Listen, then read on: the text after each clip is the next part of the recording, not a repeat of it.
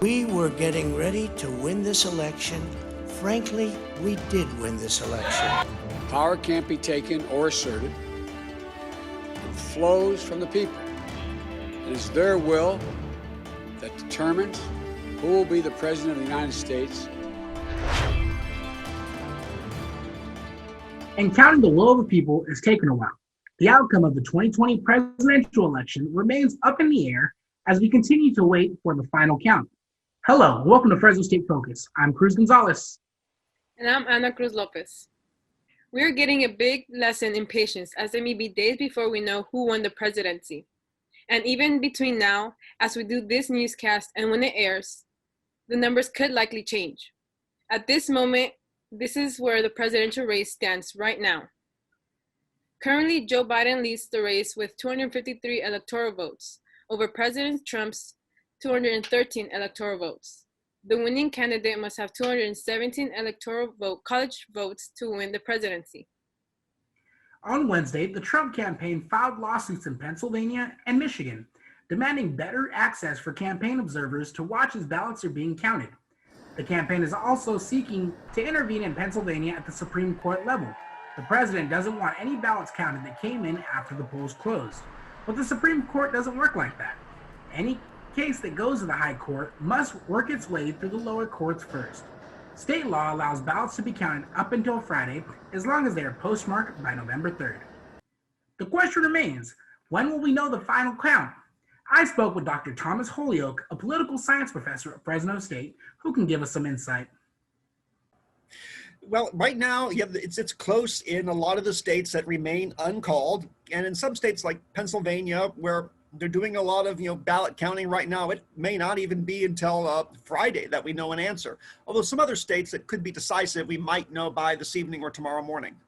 Now, I think a big question a lot of people are having is, what can we learn from this election? It's so close, and with all the mail-in voting, what can we learn? Well, what we're finding out is that the country is still very divided. I mean, there's a lot of Biden supporters, but a lot of enthusiastic Trump supporters too. So whoever wins this election is going to have to find a way to bridge these divides. Now, this has been one of the most nail-biter, edge of your seat elections. What are some tips for people that are kind of, feeling a little bit of that anxiety towards this election? Well, the best I can say is that, hold on, be careful of what you read, be careful of the news that you consume. I mean, there's no real evidence of voter fraud going on here. It just takes time to count these ballots. Definitely. Now, with your previous experience, is there any trends you see in the numbers? I know we have a ton of states that could make it or break it for either candidate. Is there any which way you see that this election is leaning? Well, right now, the most decisive states in the upper Midwest, the old Rust Belt states like Wisconsin and Michigan, those initially seem to be leaning Trump, but now that more votes are coming in, they seem to be heading in more of the Biden direction. Pennsylvania is the only state that's really a big unknown at the moment. Definitely. Well, hopefully we can figure out who's going to lead this nation next. But we'd like to thank you for your time, Dr. Holyoke, and thanks for being on. The congressional race is still progressing as well. At this moment, we do not know if there will be a change in leadership in Congress. But in our local races, it's looking like 2 of the 3 Central Valley incumbents are expected to keep their Washington, D.C. apartments. The 16th congressional district includes Merced County, most of Madera County, and part of Fresno County. As of airtime, Democratic incumbent Jim Costa is leading his challenger, Kevin Cookingham. District 21 includes Kings County and part of Fresno, Kern, and Tulare counties. This is a very tight race between Democratic incumbent TJ Fox, who unseated Republican David Valadao in 2018. And District 22 covers part of Fresno and Tulare counties. The Associated Press has a Republican incumbent, Devin Nunes, leading political newcomer Phil Arballo. A tale of 2 parties, election watch parties that is. While the pandemic still rages on, one Fresno political party held their watch party in person, while the other held theirs online. As Jonathan Garcia Espinosa shows us. For these Republican voters, they felt like they had to support their party in person, and holding a virtual watch party just wouldn't feel the same. You might be getting flashbacks of 2016 with all the signs, flags, and food. With all the people here too, you might think that the pandemic was over. Well, everybody's on pins and needles. It's kind of... Fresno County Republican Party Chairman Fred Vanderhoof told me voters just wanted to come out and celebrate like in past years. You know, people are so tired of being shut down and businesses being affected. We're glad to give business to this restaurant. So no, it's people love it. The Fresno County Democratic Party did not feel comfortable getting together in person, so they did the 2020 thing and partied over Zoom. Democratic voter Gilberto Garcia says he missed the face-to-face interaction like in years past, but he says it was still great to be with like-minded voters. I really had no choice but to do it in Zoom through online, interactions. So, but yeah, I prefer in person though. It's my preference.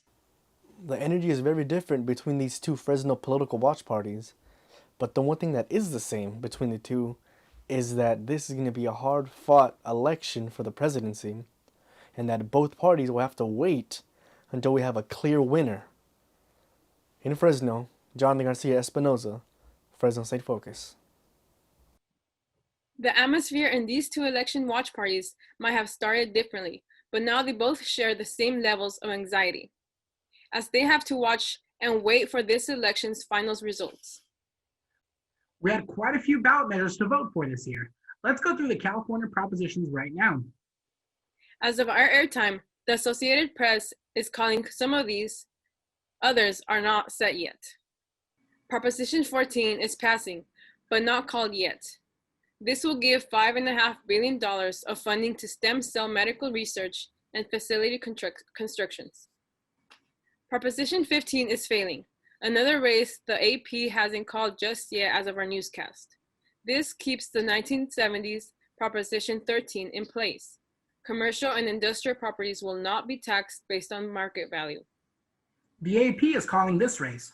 Proposition 16 failed, so colleges and universities may not make decisions based on race, sex, color, ethnicity, or national origin in public employment, education, or contracting work. Proposition 17 passed, restoring the right to vote for people convicted of felonies who are on parole. Our reporter Samantha Cortez spoke with one of the criminology professors from Fresno State. She has more for us on the passing of this proposition. One of the major things is that it helps them reintegrate into society. And so now that they've served their prison sentence and they're out on parole, it's actually one of the things experts say is really integral into getting them back into society, even to the point that research studies have shown that parolees that have been able to vote are less likely to commit a crime, which is pretty interesting. It helps also with racial inequalities. We've seen, the criminal justice system is rife with inequalities, and enabling those on parole to vote really helps try and set that in a better light. 3 out of 4 people that are released from California prisons are minorities. And so if those are on parole, we're really kind of stifling those voices. And so allowing them to vote will help with that as well. Okay, and so in your opinion, as a professor at the criminology department at Fresno State, do you think this is a pretty big win for us? I think so, yeah. We are amongst, 19 states that are already doing this. So now we are the 20th that are allowing people to vote when they're on parole. We do have actually 2 states that allow people to vote while they're in prison. So that's still maybe something that may happen later, who knows, but this seems to be kind of the movement across the country. That was Dr. Kay Kiefer, professor with the Department of Criminology and Honors Program Coordinator with Fresno State. Coming up on Fresno State Focus, we take a look at different ways people chose to vote and how it worked out for them. Also, we take a closer look into Proposition 22 and how it will affect app-based workers. Here in the valley, our colors are blue and our waves are red. Bulldog born and bulldog bred. Generations linked forever by traditions that have stood the test of time. Inside our stadiums, we are one. This is our valley, and this year, we're doing it for you. Success. At Fresno State, it's no secret. It's discovering new ways to change our world. It's creating opportunities as diverse as our community itself. It's in the distinction of our graduates as they lead us into the future.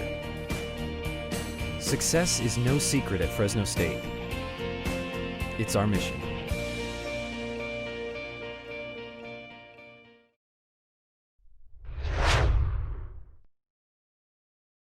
Back to the propositions from election 2020.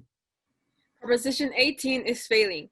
Not yet officials according to the Associated Press. But if the numbers maintain, 17-year-olds will not be able to vote in primaries or special elections.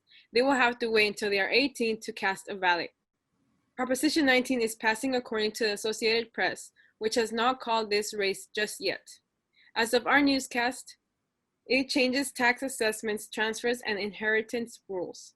Proposition 20 failed. Policies related to criminal sentencing charges, prison release, and DNA collection will not change. Proposition 21 failed. Local governments will not have the power to use rent control. This is the second time a version of rent control was on the ballot in the last 2 years. Voters rejected it in 2018 as well. Proposition 22 passed, allowing app-based drivers to remain as contractors instead of being forced to become full employees receiving benefits. This proposition has been a big concern for years for gig drivers. It's all about the good livelihood. Sam Mohammed has been a DoorDash driver for 2 years. He's a college student, using this to supplement his bills. He liked the business the way it was. Let him work on his own time. Being forced to be an employee doesn't work for him. Yeah, I'm happy as it passed, especially as a college student, with my classes or with the homework that I have. It's more flexible with my time. Mohammed said as a college student, he didn't need insurance. He just wanted the extra money. Now we want to introduce you to someone who wanted this vote, a husband and father who needed a job to cover his bills and insurance. It's like Uber or Lyft, they don't value us. They don't see us as, their actual employees, which we are. It sucks that we don't get covered because if something happens, it can't come out of my pocket. I don't have enough money to cover that. Reese said he was really hoping this proposition would fail because the insurance would help him and his family so much. With Prop 22 passing, that throws out Assembly Bill 5, which required these companies to hire their own drivers. Jamal Ahmed got a chance to get more perspective on this from the director of Fresno State's Maddie Institute, Mark Kepler. This is probably the best example of the influence of money in politics. This is the most money ever paid by someone pushing a proposition. $220 million was used by the Yes campaign, Uber, Lyft, essentially, to buy this change in the law. They outspent the labor side 10-1. And as you often see, I think it's research shows in about 2/3 of the cases, whoever spends more on the proposition wins. So it's unfortunate. California's proposition process was never intended to be, that way. It was meant to be more populist, but it certainly has changed in the 100 or so years it's been in existence. And what happens to people like Carlos, who we heard from earlier, who has kids and a wife, and that needs to be insured just in case something happens? Do you think those people are going to continue to do DoorDash and Uber and all that? Or do you think you'll see an appeal from them, or how do you think that will work? They may. What this basically does is lock those workers or independent contractors into minimum wage status. The California Legislative Analyst Office, which is a nonpartisan research group, found that the average driver makes between $11 and $16 an hour. The current minimum wage is $13 an hour. So they're kind of right there. They're right at the minimum wage level. Since the law also basically made it impossible for those drivers to form a union, there is no ability for the drivers to create some collective action to increase their wages.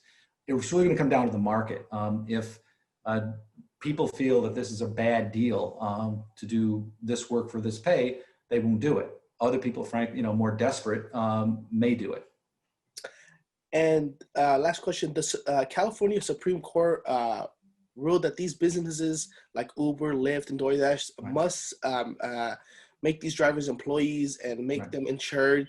What does that say about this California Supreme Court rule or law? What does that say about it? Is it now going to start? That's the Dynamex ruling. And that ruling was in line with traditional labor and employment law analysis of these kinds of employment situations.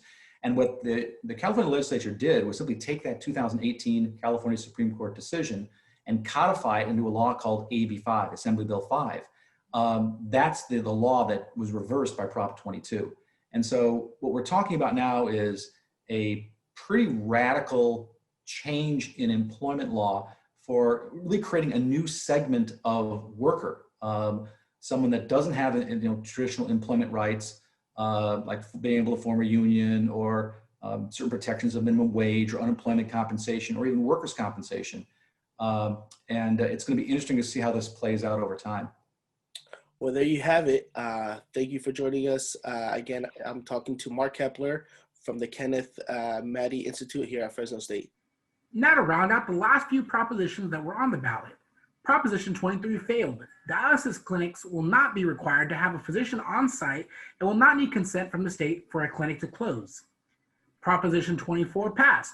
This expands the provisions of the California Consumer Privacy Act and creates the California Privacy Protection Agency to implement and enforce consumer privacy laws. And finally, Proposition 25 failed. Cash bail will not be replaced with risk assessment for suspects awaiting trial. There are different methods to vote: voting by mail, in person at a polling station, or dropping off your ballot. How did you vote in this election? Alexia Torres shows us how people turn in their ballots and why. When voting, it all comes down to personal preference. I trust other people because of what's happening right now. So by me dropping it off, I make sure that it's there. And when I open it, it's really tight in there. So there's no hands get really like fit in there. So I prefer to just drop it off personally. So I decided to drop off my ballot. I'm a registered voter by mail because I don't trust sending it through mail. So I felt more comfortable that it's safer, and I feel like I really want my ballot to be counted. I wanted to turn it in person. In-person voting was also common this election. However, with COVID-19 pandemic, there was many safety concerns. So I'm going to go in person and vote, and I just prefer it. I don't feel like there's any, if I were to mail my ballot in, I feel like it would be the same. But I just like to go and vote. Despite those promises of safety, others chose to mail in the ballot ahead of time. For me, I decided to mail it because it's less interaction with people and less chance of getting sick. No matter the way of voting, people got in their ballots in our state and across the nation. In Stockton, Alexia Torres, Fresno State Focus. Coming up next on Fresno State Focus, finally a change in weather. Cameron from Fresno State Focus coming up with their focus on weather. It's really nice outside today, but temperatures are going to drop. So grab your sweaters, your gloves, your scarves, anything to keep warm. The sweater weather is approaching. I got the bulldog spirit up in my head. Up in my head. Up in my head. I got that bulldog spirit. Up in my head. Up in my head to stay. I got that bulldog spirit. Deep in my heart. Deep in my heart. Deep in my heart. Got that bulldog spirit. Deep in my heart. Deep in my heart to stay. I got that bulldog spirit. Down in my toes. Down in my toes. Down in my toes. I got that bulldog spirit. Down in my toes. Hey. Down in my toes to stay. I got that bulldog spirit. Up in my head. Deep in my heart. Down in my toes. I got that bulldog spirit. All over me. All bulldog spirit. Deep in my heart. Deep in my heart. Deep in my heart. I've got that bulldog spirit. We have some beauty shots taken by me at Fresno State. Here we have a nice waterfall, clear blue skies. The blue skies are what we need nowadays. Nice, beautiful sky. Then we have some flowers changing colors in the background, as you can see. There is a tropical storm moving through Central America. It's cross multi-country journey but could pull a U-turn back into the Caribbean and add a new destination to south of Florida. And with our western satellite, as you can see, some cool air is moving in, coming from the sea over there. It's going to bypass through California, Nevada, Utah, and Arizona. Now with our air quality, majority in the orange are unhealthy for sensitive groups. Then you have the 3 in the yellow, which are moderate. And then you go down to Kern, Greater Fraser Park area, where you have the forecast for the air is really good right now. On to our extended outlook. As you can see today, it's going to be very nice. It's going to be high 75s, 80, and then it's going to drop down lower today to 45 to 55 degrees. Then tomorrow it's going to be mostly cloudy, a slight chance of showers in the morning, in the afternoon as well. Then you go to Saturday, which Saturday and Sunday mostly cloudy with 40 to 60% chance of rain. These showers are on their way. Then you go back to Sunday night through Tuesday, which is going to be patchy frost and lows to 32 to 40s and the high to 52 to 61. And that's your focus on weather. Be bold is the motto Fresno State students stand by. Be bold is what students are taught. Now we all have a chance to be bold and make an impact on Day of Giving. Day of Giving is Fresno State's 24-hour online fundraiser. It's November 17th. The different colleges and departments take to social media to bring in more donations. The money raised goes to student scholarships and supports things like research and creative ventures that allow staff and students more opportunities to succeed. Donations can start at just $10. Benjamin Kirk, a communications specialist for the College of Arts and Humanities, says that is equal to just a few lattes that can make a big difference. This allows you to pool your money with other people and make a big impact. And we're talking really big impacts. This is sometimes the question of whether a student can go to college or not. This is sometimes a question of whether a student has access to the supplies they need or not. Last year, Day of Giving raised over $550,000 from more than 2,000 donors. You can donate at the dayofgiving.fresnostate.edu on November 17th, starting at midnight. Then select the areas which of you would like to support. Hawaiian firefighter Michael Clark, better known as Wildland Mike, is producing a firefighter calendar for 2021, featuring real firefighters, including himself. Mike went viral after posting a TikTok where he debunked conspiracy theories about wildfires. He was not expecting to gain thousands of followers and recently told me how he is using his platform to help the Eric Marsh Foundation, a nonprofit organization that helps fallen firefighters. I wasn't out there to seek followers or anything like that, but while I have all this attention, I feel the right thing to do is try to do something good with it. And for me, that's the Eric Marsh Foundation. It's a nonprofit organization that helps fallen firefighters and their families. So that's, while I have the limelight, I'm trying to at least shed some light on them. Mm-hmm. So what's the process of recruiting these firefighters, and how many do you have listed so far?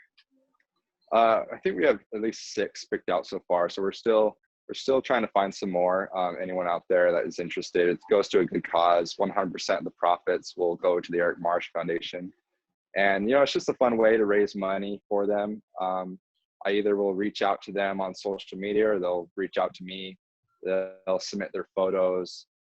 We review them. And then, in the end, we pick 11 firefighters for the calendar, and hopefully, everyone likes it, and it's a good time. So you are a Hawaiian firefighter. Are you just recruiting firefighters from Hawaii or from anywhere? No, yeah, anywhere in the country. I already picked one guy out. He's in Canada. So really anywhere in the world, while I'm firefighting or firefighting in general is a pretty close community. So, hopefully we get a lot of a lot of interested candidates to be able to fill all 12 positions. Thank you, Mike, for meeting with me. If you're a firefighter and would like to apply, reach out to Wildland Mike on social media by November 10th. The firefighter calendar will be available on the Eric Marsh Foundation website at ericmarshfoundation.org. A Fresno State student becomes a new business owner after starting what was a side hustle during COVID to an actual business. Walker, the balloon artist, transforms typical balloons into actual art. This came easy to her because she already had a practice because of her previous job as a party host. Before the pandemic, I worked at John's Incredible as a party host, so I was already very, very comfortable with balloons. So when I found out that we weren't going to open anytime soon, I decided to use my time wisely and start hot balloons. How I got hot balloons was actually, I really don't know. My best friend came up with it, and I just went with it. The pandemic provided the push for her to start a new business. It's never too early to start thinking about the future. Fresno State's TASTE event this month is getting students' career ready before graduating. Jonathan Garcia Espinosa tells us more about the virtual event. Students are getting a taste of their future. Fresno State's biannual Take a Student Out to Eat event, scheduled for November 18th this year, aims to get media communication and journalism, as well as art and design students, career ready before they graduate. Be professional, but also try to interact as much as you can. Samantha Mejia is a Fresno State PR major and a TASTE organizer. She and other organizers have the important job of matching each student with the great and compatible industry professional. We do our best to match MCJ and graphic design students with professionals that work in the industry that you're most interested in. While TASTE is meant to be a person-to-person interactive luncheon, the pandemic has caused this year's event to go virtual. But organizer Valerie Murguia says that this is actually a great opportunity for both mentors and students. In other years, we've kind of stuck with mentors from the Central Valley, which is not a bad thing. But now with them being virtual, we have opportunity to reach out to mentors from all over the world. TASTE being virtual this year also gives the students that otherwise couldn't attend to be in person because they were either too far or too busy the opportunity to connect with their mentors through their computers at home. I had a job here in Kerman and I couldn't attend, and I feel like now I could squeeze it in before class or before work, and it's much better that way. It's very accessible to everyone. Attending MCJ and art and design students can still prepare before the event. Research your mentors, make sure your internet connection is good, and write down the questions you want to ask. Remember to treat this like a job interview and come in with an empty stomach and an open mind. In my room, making sure I have everything ready, Jonathan Garcia Espinosa, Fresno State Focus. TASTE is November 18th this year, so mark your calendar. This year's keynote speaker is journalist turned yoga instructor and entrepreneur Christine Rose, who will talk about finding your passion. We do not have a newscast next week due to Veterans Day, and we would like to thank all veterans for their service. We'll be back the week after that with the much anticipated update on the PS5 next gen release. Also, we'll have the result on how much was raised on Fresno State's Day of Giving. Thank you for joining us, and we'll see you next time.